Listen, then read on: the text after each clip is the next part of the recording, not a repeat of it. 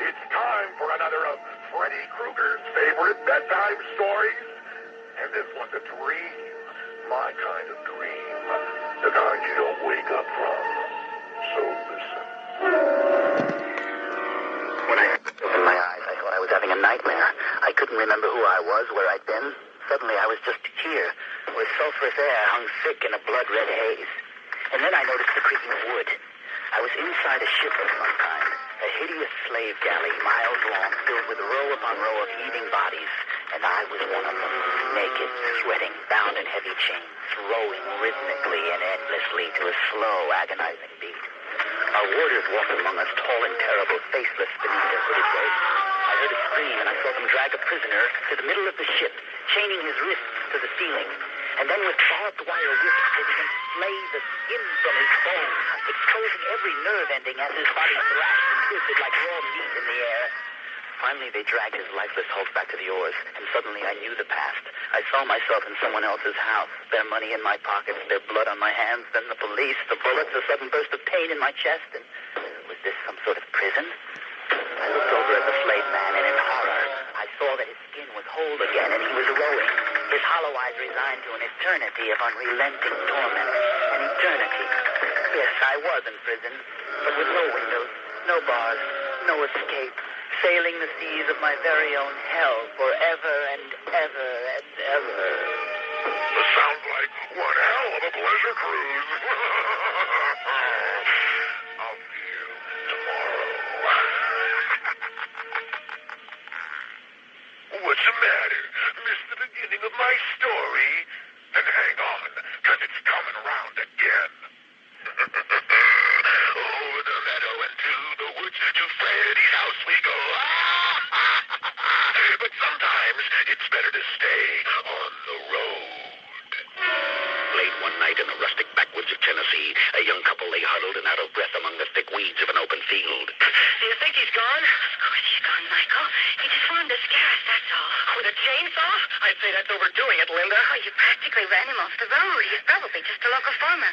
For all he knows, we could have been trying to kill him. Well, I didn't mean to. He was the one hogging up the whole road with his damn pickup truck. I just wanted to pass him. How did I know the road was going to curve like that? Anyway, I'm the one who got the flat tire trying to stop. Maybe we should go find him and apologize and see if he can give us a ride to the nearest town. Are you nuts? The dumb okie came at us with a chainsaw, for Christ's sakes. And did you hear that creepy laugh of his? I'm telling you, Linda, there's something about being way out in the country that brings out the wacko in people. Come on, Michael. You've seen too many horror movies. Just relax. What was that? What? I thought I heard something.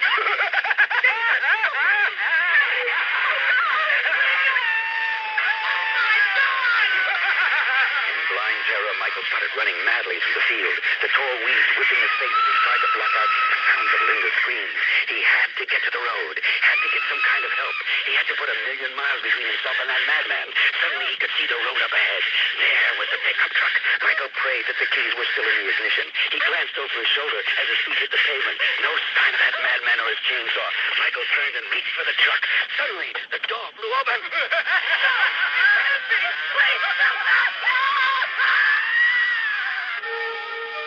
Now that's what I call a ripping yarn. Call me tomorrow, or I'll give that guy with a friendly laugh your address.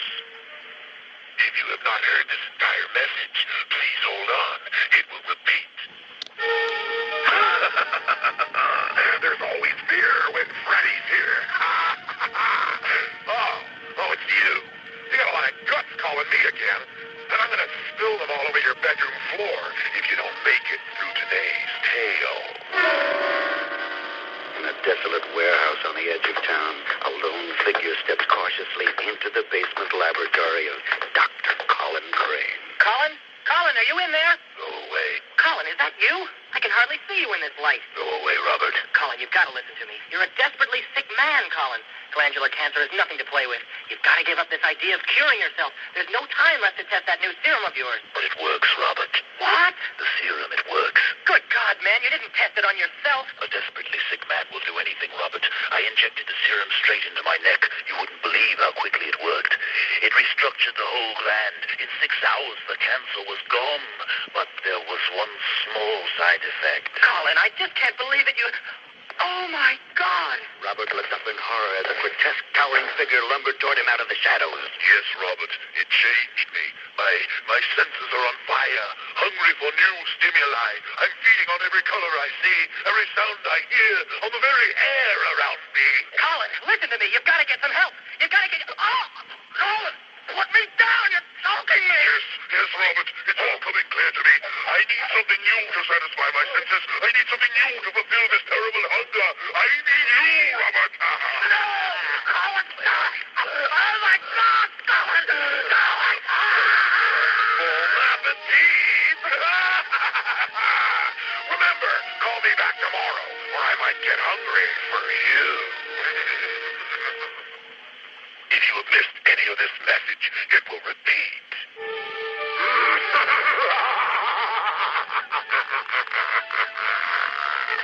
Freddy says it's time to get back in the saddle again with tales that'll turn your stomach inside out.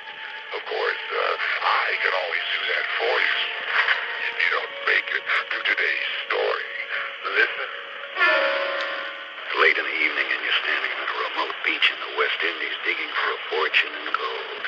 A week ago when you met Charlie Perkins in the hotel bar, you thought he was just another nut with a phony treasure map. But then you asked around and found out that long ago there was an old pirate's treasure buried somewhere on the island. And legend had it that the pirate captain himself slit the throats of all the crewmen who buried the chest so no one could reveal its location. There was even supposed to be a native curse on the chest because of its murderous history. But regardless of the myth, everything you discovered pointed to the treasure being very real.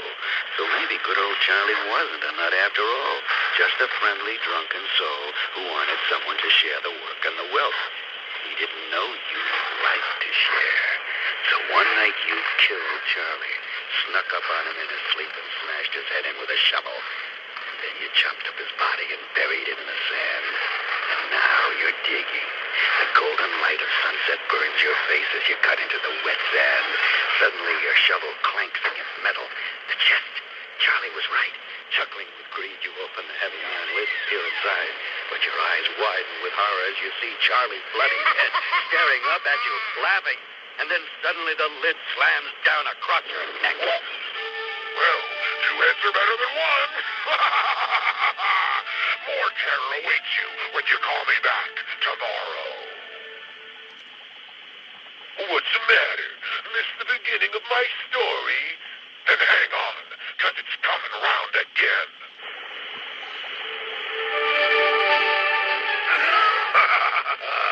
Freddy's home. Hey, you. You know what bugs me? Kids always thinking that Mommy and Daddy are going to save them from Freddy. But you know, they almost never do. In fact, sometimes. On a sticky gray Sunday afternoon, little Billy Evans ran into his house carrying a strange golden box under his arm. He found his parents sitting quietly in the living room reading the newspaper. Mom, Dad, look what I found buried in the backyard under the old elm tree. What you got there, Slugger? What do you think it is, Doctor? I don't know, Elaine. It's like some kind of ornate safety deposit box, but I've never seen one like this before. It almost looks medieval. Now, Billy, you know what I've told you about not picking up strange things from the ground. I bet it's worth a lot of money, Dad. I'll bet it's all solid gold inside. I don't know, Roger. It might belong to somebody. Oh, I don't see any harm in opening it, darling. Oh, all right. Billy looked up in anticipation as his parents peered cautiously into the thick metal lid. Instantly, their faces were bathed in a sparkling green light. Roger, it's so bright I can't see. It's not just light, Elaine. I can feel it. It's like jelly, cold and slimy, covering me, smothering me. Oh, help me, Roger. I can't breathe. Billy watched in horror as his parents fell crashing to the floor, green tendrils of light wrapping around them like oozing fingers, peeling off flesh and bone until their bodies fell apart into a sticky red pool. Mommy! Daddy! Sparkling green, it hovered for a moment like a cloud over the steaming puddle, and then it moved quickly towards him. No! Get away from me! No, let go of me! Let go of my legs! Please help me! Some kids never learn. You can't get away from terror when Freddy's around. Oh, you didn't hear my entire story? Want to go round again? Then stay tuned.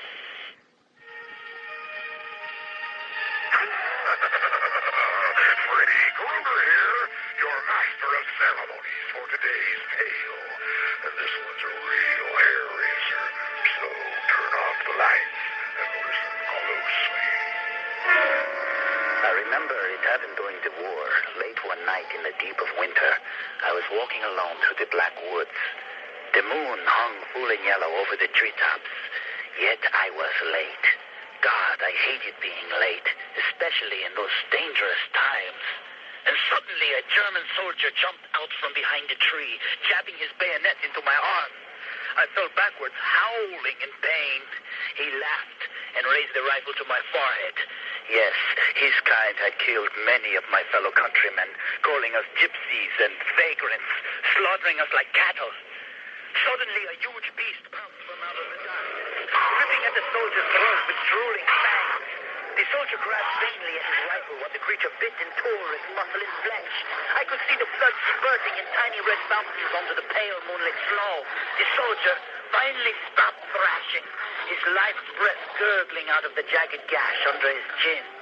I looked down gratefully at the werewolf, and then at last I saw the hair rising on my arms and legs, the warmth of the moonlight finally changing my body into its natural form, and I began to feed of the fresh meat of the dead soldier. God, I hated being late, especially in those dangerous times. Better late than never. But it'll be too late for you if you don't call back tomorrow.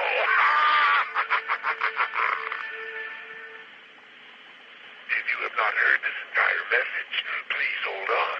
It will repeat. You're back again? Well, come to Freddy. Yes, I want your soul and your heart, unless you can make it through today's story. Look at that, Tom. Another one. Almost stripped to the bone. Is this some new form of cattle mutilation? What kind of sicko could do that? Hell, Ryan, I ain't never seen nothing that disgusting done to a cow before. It's practically shredded. Sure weren't no coyote, I'll tell you that. There's something about this stretch of land, Tom. Seems we've been losing a few head every night since we started moving our cattle across here. Can't figure it. Well, it's getting too dark to see anything now. I reckon we'd better get back to... Oh, there, quick. Shine your flashlight over there, Ryan. Jesus, what are those things? They look like some kind of prairie dog. Prairie dog. They got fangs like a mountain lion. Poor heifer's being ripped to pieces. Give me the rifle. They sure as hell burrow into the ground like prairie dogs. Did you see them disappear? Come on, let's take a look.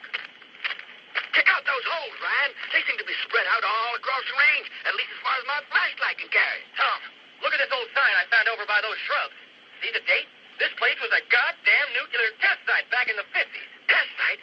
Then you were right, Ryan. It is the land. And them things out there that used to be prairie dogs are now... Tom, the horses! Damn it, Kenny! Darkness, them horses is as good as dead. How are we going to get out of here? Those things are all around. We'll have to make a run for it. A run for it? Now, how in hell are we going to make a run? Oh, my leg! Jesus, man, they're coming out of town! They're coming out! Oh! Help me, Don! Oh, they're all over me! Oh, God, So, you made it to the story, huh? Well, who cares? Because I'm still gonna come for you tonight.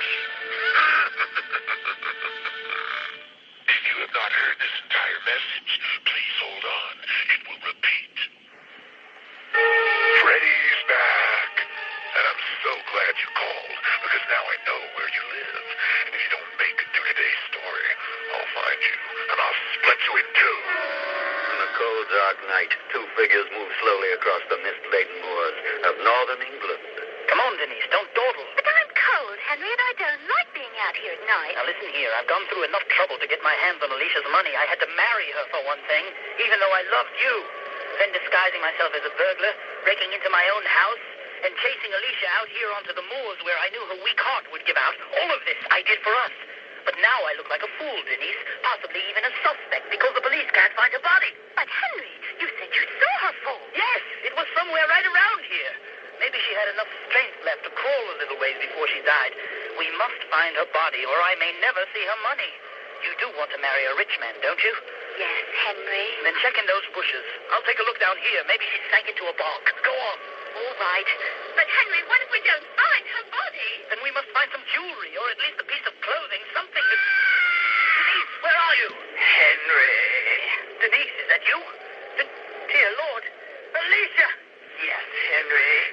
are you doing here?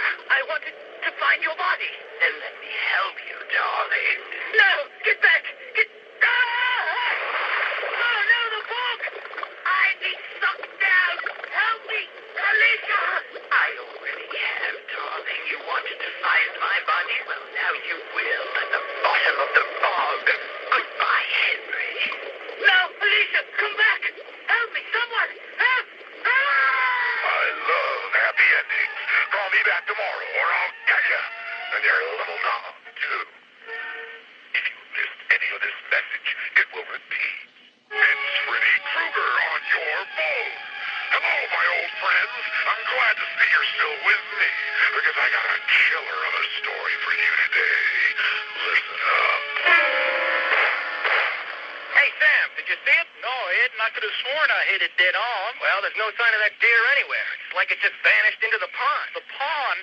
Oh, my God, Ed, look where we are. Oh, Jesus, now calm down, Sam. I'm sure it's just a coincidence that we're here. A coincidence? It was a year ago to this day that it happened, and we swore we'd never come near this place again. Poor Charlie. Now, Sam, we both know it was an accident. I guess so, Ed, but I've been feeling awfully funny about this lately. Maybe we should have told the police. What, to get locked up for manslaughter? Not to mention losing our hunting licenses for the rest of our lives. Listen, you wouldn't have helped me bury him in the weeds if you hadn't thought it was an accident, Sam. Hey, he was my best friend, too, but how were we supposed to know it was Charlie rustling around in the bushes and not that deer we've been chasing? He was a good hunting buddy, and I'm sure Charlie wouldn't want us to lose our licenses over an honest mistake. Anyway, it's getting dark, so let's just get the hell out of here and try to... Hey, what the... I can't move. Neither can I, Ed. It's like something in the mud's grabbed a hold of me. Jesus, Ed, look! Rising out of the weeds. It's Charlie. Oh, God, Ed, look at his face. It's all eaten away. No, Charlie, please stay away. Jesus, Ed, his whole body's crawling with worms. So lonely, waiting for you to join me. Now, wait a minute, Charlie. It was an accident. No, don't touch me. So lonely, waiting for you. No! Hey, wait! Please, Charlie! Ah! So lonely. Remember, kiddies, only 12 more chopping days left until Halloween. And Freddy's got some special plan just for you. If you have not heard this entire message, please hold on. It will repeat. Hello again, lunchmeat. Get ready, because here comes a real slice-of-life story. Late one night at the home of Alex and Kate Wilkinson. I'm coming. Oh, Jim, I wasn't expecting you this late. Please, come in. Kate, I've got something important to tell you about Alex. He's all right, isn't he, Jim? Please, tell me he's all right. Now, don't worry, Kate. Things are going to work out fine. You know Alex is a national hero, the first human to actually pilot a spaceship through the tail of a comet. The data he retrieved will keep the boys at NASA busy for years. Then why is he still in the hospital? Well, Kate, it seems that certain unknown elements contaminated the inside of Alex's ship, and the side effects were more severe than we thought. But, Jim, you said everything's going to work out fine. Oh, yes, Kate. Everything's going to be okay. But I don't understand. If Alex is... Ow! Jim! Let go of my arm! You're hurting me! Not Jim, Kate. It's Alex. Alex? But how could... Oh, my God! Kate stared in horror as hundreds of tiny tentacles burst out of Jim's body, his flesh peeling back to reveal a hideous green face that had once been her husband. Alex! It can't be! Yes, Kate, it's me. But, Jim! She's in here, Kate, with me. Oh, how I missed you, Kate. And now that I've found you, I want you to join us in here. Together we can seek our relatives, our friends. We can all grow together, getting stronger and stronger. No! Alex! Please let me go! Kate tried desperately to free herself, but hundreds of tentacles coiled tightly around her, pulling her slowly towards his ever-widening mouth. No! Alex! Please! If you still love me, please don't! All Hallows Eve is only 11 days away, and Freddy's got special plans. And you could be part of it if you dare. If you have missed any of this message, it will repeat. Welcome, my children of the night. Have you been getting your sleep? Oh, you have, huh? Well, I'll have to put an end to that with this. Or maybe with today's story. I don't think the shortcut was a good idea, Dave. I don't see the highway anywhere. like we're in the middle of a farm. Are you kidding, Bruce? All of Iowa was like being in the middle of a farm. Bruce is right, honey. I don't think this road goes through to the freeway. You saw that sign of that trespassing. Who cares? This place is so spread out that no one's going to give a damn if one car... Oh, hell. There's a dead end up ahead. Now we got to turn around anyway. Don't sweat it, Dave. It's only a couple of miles back to the road. Holy cow, look up ahead. There's somebody standing in the road. Boy, they sure growing big around here. He looks like the Jolly Green Giant. Sure as hell looks like he wants to talk to us. Come on, David, slow down. You're going to run him over. Yeah. Hey, you kids, can't you read no signs? This here's private property. Now, you get out of that car. I'm going to put you to work feeding the pigs to make up for your trespassing. Come on now. Don't make me get you out the hard way. This guy kidding or what? David, what are you doing? Don't run him down. Don't worry, I'm just going to nudge the dumb ox out of the way. Jesus, he's lifting up the car. Oh, God, hang on. He's going to turn us over. Are you two all right? I think so. Damn it, I can't move. Oh, my God, David, he's got a pitchfork. Oh, no. I warned you. Now I'm going to have to get you out the hard way. No, please don't. Oh, David! Oh, my God, he pulled Bruce out of the car like a bale of hay. Now it's your turn, Missy. David! Help me! No! David! Dana! No, mister, please don't. Darn kids just don't have no respect for private property these days. Remember, the magic number is now 10. Only 10 more days till Freddy's special Halloween treat. If you have missed any of this message, it will repeat. So glad you called, because Freddy's ready to rock and roll you with more blood-curdling tales that are always a cut above the rest. Yeah, it's midnight here on the big 101 FM. This is Flip Dixon coming at you in stereo from the witching hour. And happy Halloween to all you children of the night out there. I'm going to take some more phone calls now, so let's find out where all the hot parties in town are happening. Billy Miller, our faithful engineer, is standing in the booth by the phones waiting for your call, so let's hear from you. Yes, you're on the air with Flip. Hello? Is this Flip Dixon? You got him, honey, in the flesh. Now, where's the party? Listen, you gotta warn people. Something came out of the sky tonight. Some kind of spaceship. Me and some friends saw it come down and landed by the old church and... Yeah, darling. And these horrible green, scaly monsters with glowing red eyes came out, and if they touch you, you melt into a little pool of goop. Listen, honey, I've been hearing this story over the phones all night, and I don't appreciate these prank calls. I know it's Halloween, but enough's enough. No, you gotta believe me. You got to warn people. Save it for Orson Welles, honey. Now get off this line before I... Oh, my God. No. Stay back, please. No, don't. Ah! Hey, honey, are you still there? Hello? Ah! Billy! Billy, are you all right? Billy? What's going on in there? Excuse me, folks. It appears we're having a little technical difficulty, and Oh, my God! It's true! They're in here! Horrible creatures! Hideous, scaly eyes like fire! Moving so slow like they're floating above the ground! No! Get back! No, don't touch me! No! If you think that was scary, wait till you see what I got planned for Halloween. If you have not heard this entire message, please hold on. It will repeat. Freddy's home. Oh, you again. Well, Freddy's always in the mood for company. Especially slayed and roasted for a late night snack. Now, come closer, children. Freddy Krueger has a tale to tell. Hey, Frank, bring that lantern over here. I found another junction box ripped out of the wall. I'm coming, Jack. Geez, that's the third one we found tonight. You know, the supervisor told me there must be something about this part of the sewer that attracts vandals. He says that every year on Halloween he gets hundreds of complaints from the folks in this neighborhood about goblins in the sewer. That's probably just a bunch of kids in costumes, Frank. You know how they mess around on Halloween? Egging houses, putting toilet paper on trees and like that? Yeah, but pulling out junction boxes is another thing. You know, Jack, kids shouldn't play in the sewer. It's dangerous down here. It sure is. In fact, Hey, Frank, did you see that? Someone just ran across the tunnel up ahead. Let's go get him. Hey, little fella, come back here. There he is, Frank. We got him cornered. Gee, Jack, I never been in this part of the sewer before. Part of the old system. It's been shut down for years. All right, kid, you're coming with us. Shine your flashlight on him, Frank. Yikes! What a creepy costume that kid's got on. No wonder the neighborhood thinks there's goblins down there.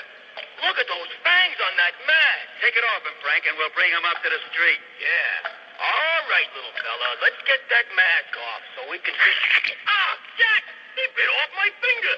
I don't think that's a mask he's wearing. Frank, look, there's hundreds of them all around us. If they're not kids, they must be goblins!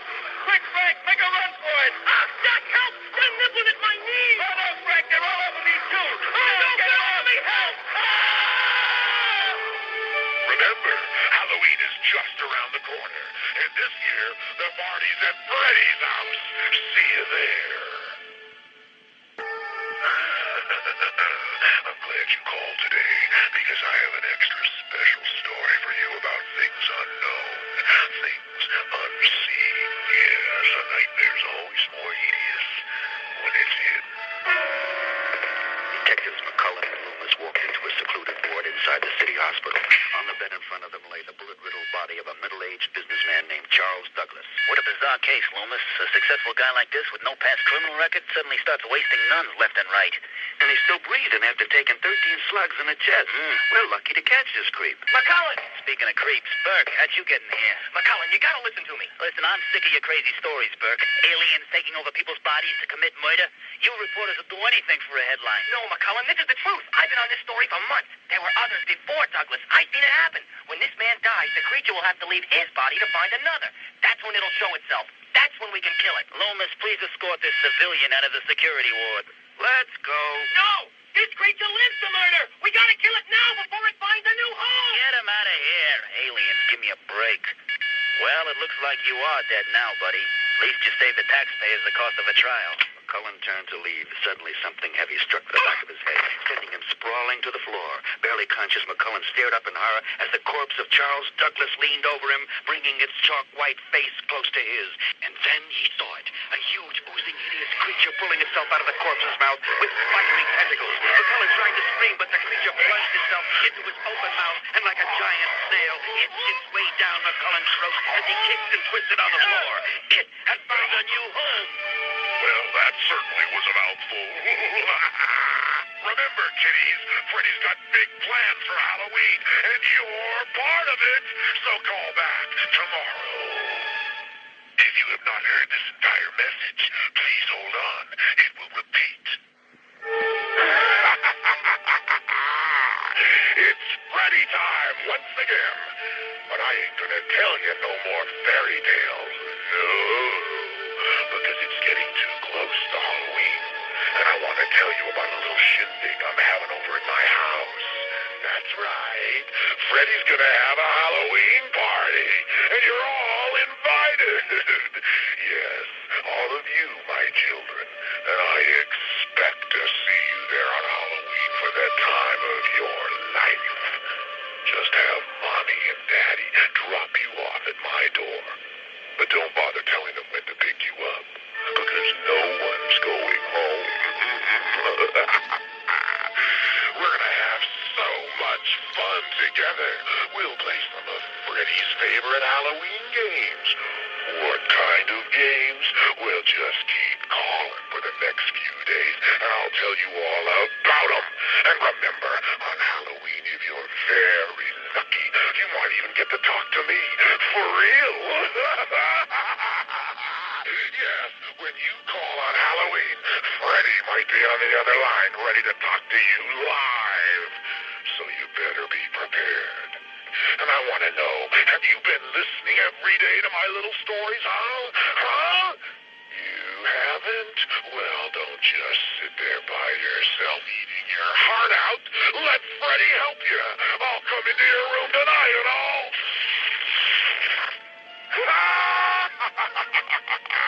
Maybe next time you'll learn to listen when Freddy calls. Speak to Freddy live. For details, call 900-660-FEAR. $1.50 for the first minute, 35 cents each additional minute. If you have missed any of this message, it will repeat. Hello again, Nightmare fans. Freddy Krueger's back, and I'm stronger than before. Hi, this is Scott Shannon, a radio DJ from New York City. Saturday is Halloween. Aha! My friend Freddy's favorite day. It's a day to scare your best friends, but Freddy's got other plans. He wants to speak to you live. on the telephone. Happy Halloween, foolish mortals. Freddy Krueger has a special treat for you today. If you're one of my lucky callers selected at random, you'll talk to me live.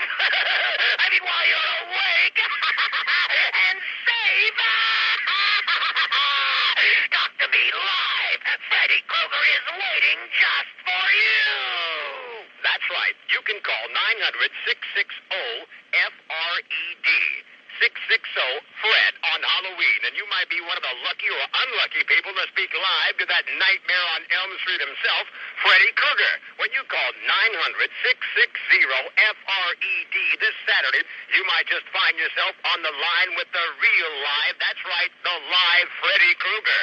Frightening, isn't it? There's more frightening news. If you're the 10th caller to reach Freddy, you'll win a Freddy accessory prize kit, which includes a I Spoke with Freddy certificate and button. So don't forget Freddy live on the phone Halloween Day. Now, Freddy wants you, so join his new fan club. Send $14.95 in check or money order to Freddy Fan Club, Box 528, Gracie Station, New York, New York, 10028. More on the Freddy Halloween giveaway tomorrow. If you didn't hear this message in its entirety, please hold on. It will repeat. Freddy's here, and it's one day closer to my favorite holiday, Halloween. You know why I like Halloween so much? Because that's when all the other monsters and hideous deformed demons and ghastly creatures of the dark take the night off. Yes, that's what Halloween's all about. All Hallows Eve. The only night of the year you puny mortals have the nerve to mock the evil ones because they're not around. Your feeble attempts at being frightening really make me laugh. With your costumes and your masks and your makeup and glowing pumpkins ready to be squished. Ooh, scary. Grow up, suckers. Because I stick around on Halloween. And you know why? Well, just imagine walking into the middle of a huge herd of deer on the first day of hunting season, huh? And you're the only hunter, huh? You see, you're all such easy pickings, and you're all mine. That's why I love Halloween. Now, don't forget, you're all invited to my party. Just pick up the phone on Halloween, call my number, and you'll be there. And you might even get to talk to me. For real, can you dig it? Huh? Can you? The party's gonna be at my house, and we're gonna play all my favorite games. Like pin the children on the wall, or bobbing for brains. And if you're real lucky, you might even win a prize, like living to see tomorrow. So don't fall asleep, because Freddy Krueger's coming for you. Speak to Freddy live. For details, call 900-660-FEAR. $1.50 for the first minute, 35 cents each additional minute. If you have missed any of this message, it will repeat. Freddy's back, and he's better than ever. Hello, my children. Halloween will soon be here, and I can't wait. What's that? You can't either? Well then, let's get ourselves in the mood with a little story from... Hey you! Where do you think you're going? No, please. You think you was gonna get away from me? Huh? No way, sugar. No one gets away from Freddy Krueger. Now, remember, kiddies, you're all invited to my party on Halloween. So just pick up the phone, call my number, and you'll be there. And maybe you'll get to talk to me for real. And then again, maybe you won't. Maybe you won't even make it through tonight. Because now that you've called, I know where you live. And I'll be coming for you in your dreams. In your deepest, darkest dreams. You'll just be lying there, sound asleep, safely tucked in your little bed. And suddenly, you're on Elm Street. And those stupid little brats will be jumping their stupid little rope outside my house, singing my song. And then you creep up. Quietly, you go inside. Suddenly, the door slams behind you. And now you're falling, end over end, deeper and deeper into the darkest pit. And suddenly, you're flat on your back in Freddy's playroom. Are you ready to play? Huh? Well, how about a nice game of darts. Here they come.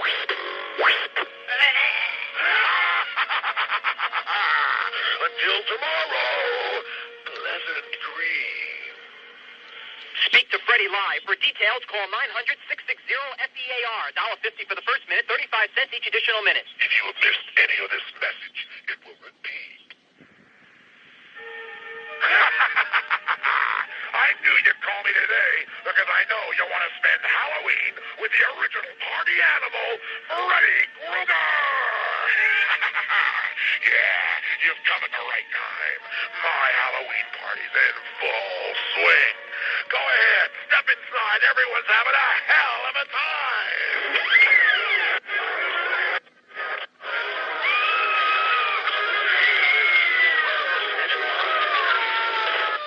Where are you going? You're not leaving me so soon, are you? Oh. Yes. I guess you'll just have to try again, because I'm waiting for you. Remember, today is Halloween, and we've got special work to do, you and I. You've got the body, and I've got the brain. But you gotta prove yourself if you want to join forces with Freddy. You know, be my kind of people. Because if you're the type who checks under your bed before going to sleep, if you shiver under the covers when the lights are out, then tonight I may be coming for you. For all you little trick-or-treaters out there in your little costumes and masks and makeup, think nothing to fear as you go door to door begging for candy. Watch out! Freddy Krueger's gonna be out there, too. Yeah, and if I'm not behind that next bush, or if I'm not around that next corner down the street, sooner or later, you'll have to go to sleep.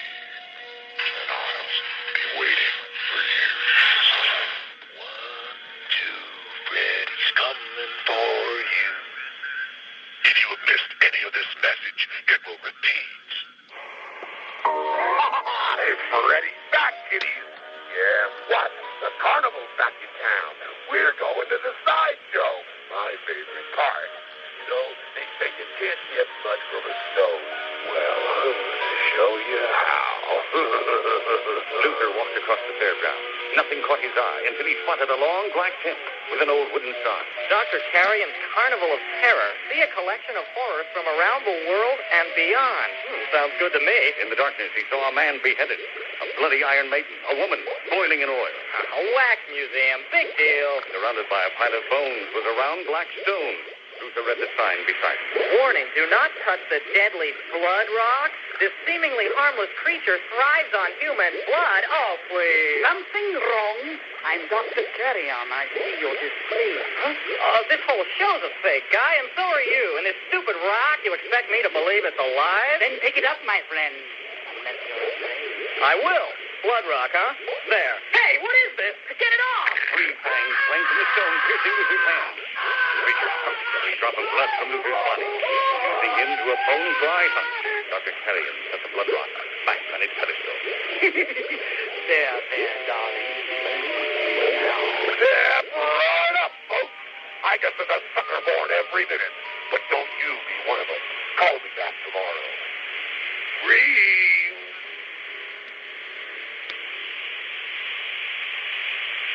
Kids, don't forget when you call tomorrow, you could be randomly selected to talk to one of our live operators and become eligible for your chance to win a trip to Six Flags in Houston to go for a ride with Freddy Krueger. Krueger here. If you didn't hear this entire message, hold on. It'll repeat. Well, congratulations. Welcome to Foldland. Ready to play my interactive brain game? Listen up, lunch meat. You gotta be good to beat me. Good and fast. I don't take any prisoners.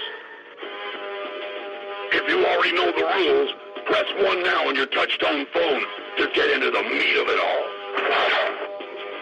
If you don't know the rules, stay on the line for one of my little piggies who'll give you all of that on how to play. If you don't have a touch-tone phone, you're already history. Too bad, so sad.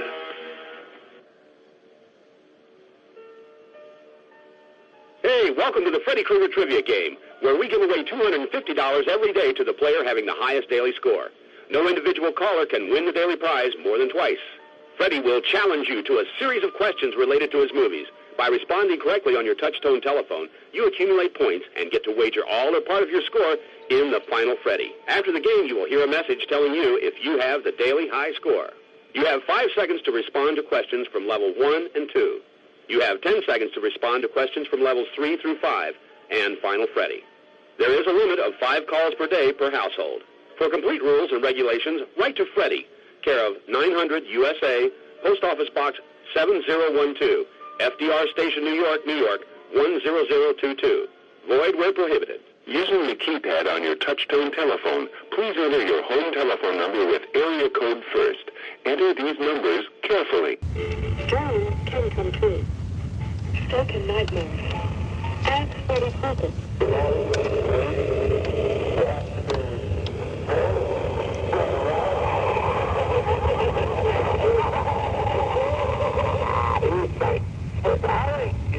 Foolish person, you. Don't you know? Freddy Krueger will never die. You thought you killed me in nightmare on that street.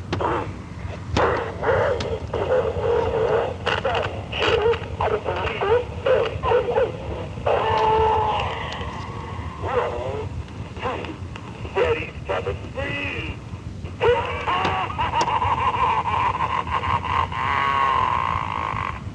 Now, I'm coming to visit you. Tonight. Why is he after us? What does this mean? Nothing. Your parents, my parents, they burned them alive. Parents, Darcy, Freddy Krueger. Always finishes what he starts. Your worst dreams come true when I'm around. And I'm always around. Everywhere. Everywhere.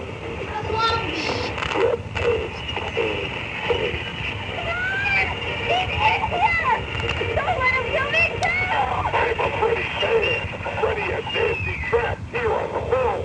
Find out what happens to her and see what else Freddy Krueger has in store for you. Call back tomorrow.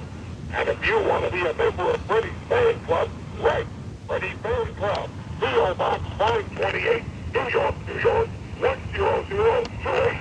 Remember, you did not hear all of this message. It will repeat.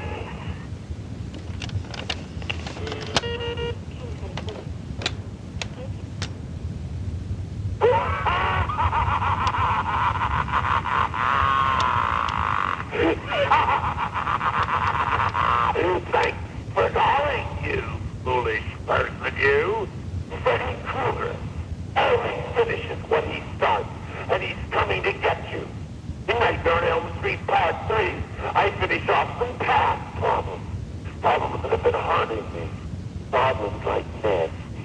Lovely, tender Nancy. Well, she gets hers painfully. Don't let him kill me too! Daddy, help me! Please! Daddy! Where are you?